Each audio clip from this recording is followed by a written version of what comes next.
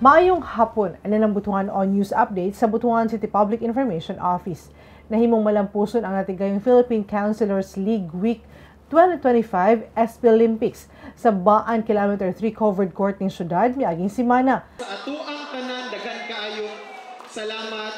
Sumalang ni PCL President Butuan City Chapter City Councilor Glenn Karampatana ang PCL Week 2025 SP Olympics usa ka paagi sa pagpadumdum sa matag usa nga kinahanglan ang panaghinigalaay ug pagbaton sa kahiusahan sa talang SP staff ug SP members alang sa mas produktibong sangguniang panlungsod sa Butuan.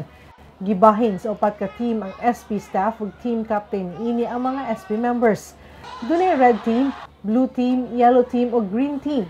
Gikan sa cheer presentation, nagpatigbabaw na ang sportsmanship. Hangtod na sa volleyball game ug mga traditional games sama sa jackstone, sungka, takyan, bingo, dampa, patintero, luksong tinik, kadang-kadang, Chinese garter, jumping rope ug likay bola.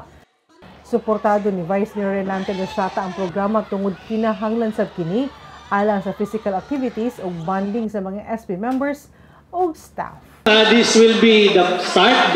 There will be more to come. Every year na ni mahitabo kay I think Sir Glenn has been very kuan kayo aning mga event and ako malipayon po kay dili siya permanente but kinahanglan ni nato nga mga type of activity sa ato opisina sa Sangguniang Panlungsod.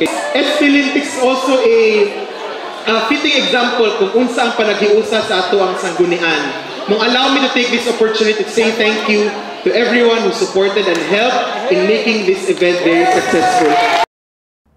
Og mga updates ng adlaw alang sa mga updates, follow the like ang official Facebook page, TikTok, Instagram ug subscribe sa YouTube channel sa Butuan City Public Information Office. Ako si Charmaine Awitan. Daghang salamat.